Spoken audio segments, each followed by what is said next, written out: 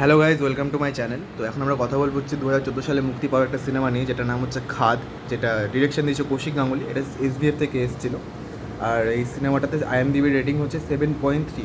দেখো, এই সিনেমাটা না অনেক দিন আগে 2014-তে রিলিজ হয়েছিল। আমি 2020-তে লকডাউনের টাইমে রাত্রেবেলা দেখেছিলাম সিনেমাটা। আমাকে অনেকেই সাজেস্ট করেছিল সিনেমাটা দেখ, সিনেমাটা দেখ। তখন আমি দেখিনি, কারণ আমার এই ধরনের এই জোনের সিনেমা দেখা মানে দেখতে অতটা ভালো লাগতো না। তো আমাকে খাদ দেয়, আমি ভাবি যে ওই দিন রাত্রেবেলা দেখবো। আমি সিনেমাটা শুরু করি, যখন সিনেমাটা শেষ হয় আমি না একটা আলাদা জোনে চলে যাই। আমার মনে আছে এখন আমি না 2-3 দিন রীতিমতো হ্যাংওভারে ছিলাম। 1-2 দিনের মতো আমি হ্যাংওভারে। আমার মাথা থেকে সিনেমাটা বেরোচ্ছিল না, যে মানে আমি পুরো সিনেমা জুড়ে কী দেখলাম। যখন ওই ক্লাইম্যাক্সটা আমার কাছে এলো, আমি যখন ক্লাইম্যাক্সটা দেখলাম, আমি পুরো হিলে গেছি সিনেমাটা থেকে। তো সিনেমাটাতে খুব সুন্দরভাবে রাইটিং, মানে স্ক্রিন প্লেটা কৌশিক গাঙ্গুলি নিজে লিখেছে, খুব ভালোভাবে করা জিনিসটাকে। আমার এই সিনেমাটা দারুণ লাগে। সিনেমাতে অভিনয় করা হচ্ছে লিলি চক্রবর্তী, তারপরে আপনার গার্গী রয় চৌধুরী আছে, রুদ্রনীল ঘোষ আছে, তারপরে মিমি চক্রবর্তী, অনেকেই আছে, আর ওনারও অনেকেই আছে। এবার আমি যদি বলি আমার সিনেমাটা এত ভালো লাগে কেন, এই সিনেমার মানে পয়েন্টগুলো, সিনেমার প্রথম পজিটিভ পয়েন্ট যেটা এই সিনেমার, সেটা হচ্ছে এই সিনেমার গান। হ্যাঁ, গানগুলোকে যেভাবে প্লেসমেন্ট করা। এই সিনেমার 2-3টে গান আছে। একটা ওই আমি আছি, যেটা অরিজিৎ সিংয়ের গাওয়া। তারপরে লাস্টে দেখো দেখো এই আলোয় আকাশ, যেটাও অরিজিৎ সিংয়ের গাওয়া। তারপরে মাঝখানের একটা গান আছে, গানটা আমি ভুলে গেছি। মানে গানগুলো কি অসাধারণ। ইন্দ্রজিৎ দাশগুপ্ত এই সিনেমার মিউজিক দিয়েছে। মানে সিনেমার যে একটা সিন আছে সিনেমাটার মধ্যে, ওই বাসটার অ্যাক্সিডেন্ট হয়, তারপর হঠাৎ করে ক্যামেরাটা ফোকাস হতে হতে বাসটার দিকে যায়, বাচ্চাটা মাথাটা উঠে আর গানটা পিছন থেকে শুরু হয়, আমি আমি আছি। মানে এই সিন আমি যখন বলছি আমার গায়ে কাটা দিচ্ছে রীতিমতো সিনটাতে। বা ক্লাইম্যাক্সের সিনটাতে যেভাবে গানটাকে প্লেস করে, উপর দিয়ে ক্যামেরাটা যাচ্ছে, নিচের সিনগুলোকে দেখানো হচ্ছে, দারুণ। এই সিনেমার মিউজিক দারুণ। সিনেমার সেকেন্ড পজিটিভ দিক হচ্ছে সিনেমার পারফরমেন্স।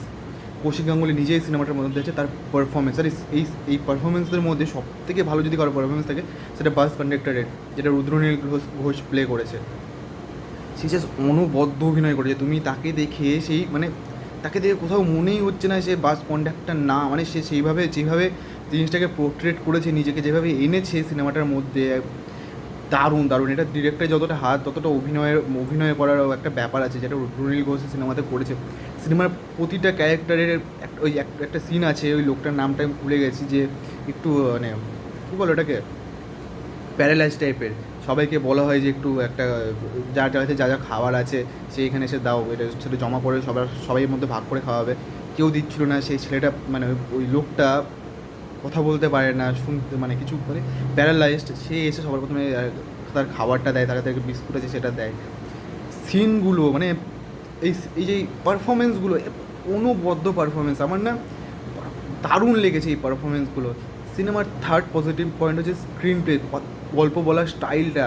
মানে তুমি যখন অ্যাক্সিডেন্টটা হয় আর যে ক্লাইম্যাক্স, তার মাঝখানে যেসব ঘটনাগুলো হচ্ছে, তুমি কখনো ভাবতে পারবে না এটা সত্যি হয়েছে। আবার কোথাও গিয়ে মনে হচ্ছে যে জিনিসটা মানে হওয়ার তো কথা ওটাই, কিন্তু এটা কী করে হচ্ছে। বাট থ্রু আউট আবার যখন কমেডি হচ্ছে, তারা একটা সিন আছে সেখানে ড্রিঙ্ক করছে, একটা পায়খানা করতে গেছে বুড়ো লোকটায়, সেখানে গিয়ে ভাববে বাঘ চলে এসেছে। এই সিনগুলো সেভাবে যেভাবে ক্রিয়েট করা, স্ক্রিন প্লের মধ্যে যেভাবে লেখা জিনিসগুলো, দারুণ এঙ্গেজিং সিনেমাটা প্রথম থেকে লাস্ট পর্যন্ত। আর সবথেকে পজিটিভ পয়েন্ট হচ্ছে সিনেমার ক্লাইম্যাক্সটা। আমি প্রথমে হয়তো ওই যখন বাসটা পড়ে, আমি তখন ক্লাইম্যাক্সটা ভেবেছিলাম যে এরকম হতে পারে, বাট যখন আমি সিনেমাটা চলছে আমি তখন কখনো ভাবিনি যে এরকম ক্লাইম্যাক্স। আমাদের মনে কোথাও একটা মনে আসে যে এটা হয়তো এটা না হলে পারতো, এই জিনিসটা খুব বাজে হলো, জিনিসটা কেন হলো। আমার সিনেমাটা মাথা থেকে 1-2 দিন বেরায়নি। তোমরা এখনও যারা এই সিনেমাটা একবার দেখোনি না, এই সিনেমাটা দেখো।